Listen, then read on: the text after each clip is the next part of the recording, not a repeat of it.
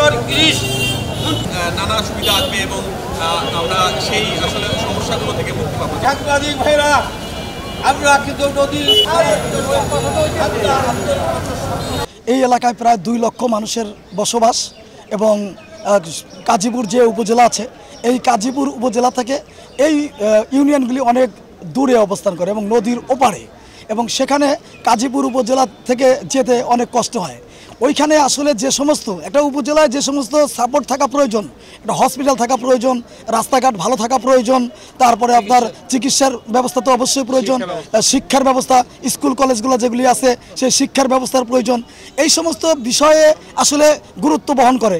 যদি যেহেতু এটা চর এলাকা, আমি মনে করি যে ওই চর এলাকা এই কারণে, এই দূরত্বের কারণে, ইন্টেরিয়র এলাকা হিসেবে হওয়ার কারণেই, যার কারণে এই যে মূল উপজেলা থেকে এবং জেলা থেকে যে সমস্ত কার্যক্রম, সেই সমস্ত কার্যক্রম থেকে কিন্তু বঞ্চিত।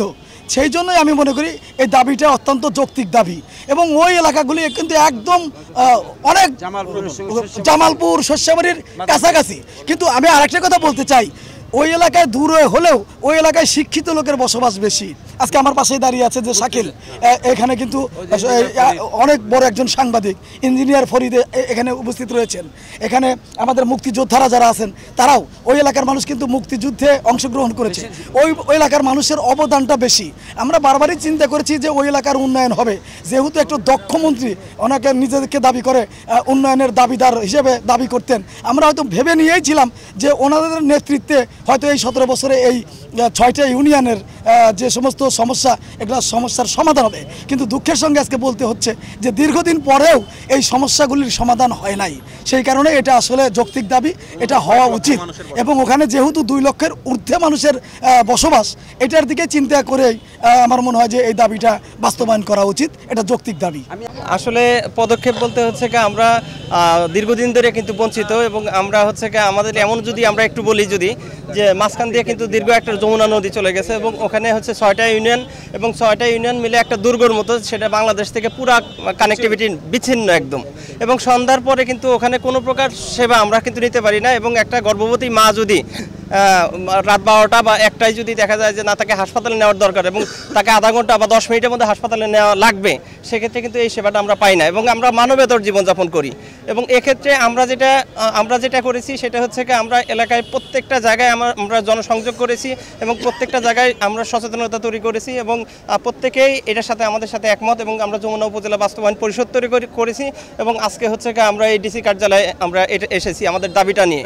এবং সাধারণ মানুষের পক্ষ থেকেই আমরা এটা বিশ্বাস করি, এবং আপনারাও এটা দেখবেন সরজমিনে যে 99%, ইভেন 100% লোক এখানে কিন্তু যমুনা উপজেলা চায়। এবং এই যমুনা উপজেলা হলে একটা পৃথক একটা, যেটা বাংলাদেশ থেকে আইসোলেটেড, তাদেরকে এক জায়গায় সমন্বয় করা যাবে, এবং বাংলাদেশ যেভাবে এগিয়ে যাচ্ছে তাতে একটা অঞ্চলকে এক কাতারে নিয়ে আসা যাবে বলে আমি মনে করি। আসলে ধন্যবাদ। আমরা গণমাধ্যম কর্মী হিসেবে বলতে চাই যে আমরা যারা সিরাজগঞ্জের গণমাধ্যম কর্মী রয়েছে, আমরা বিভিন্ন সময় প্রাকৃতিক দুর্যোগ বলেন এবং বিভিন্ন যে সামাজিক অনুষ্ঠান, ধর্মীয় অনুষ্ঠান, রাজনৈতিক অনুষ্ঠান, যখনই আমরা সেই দুর্গম এলাকা যে 6টি ইউনিয়নের কথা বলা হচ্ছে, সেখানে যাওয়ার যে কত কষ্টকর ব্যাপার, এটা যারা সেখানে আসা যাওয়া করে শুধু ভুক্তভোগীরাই বলতে পারবে।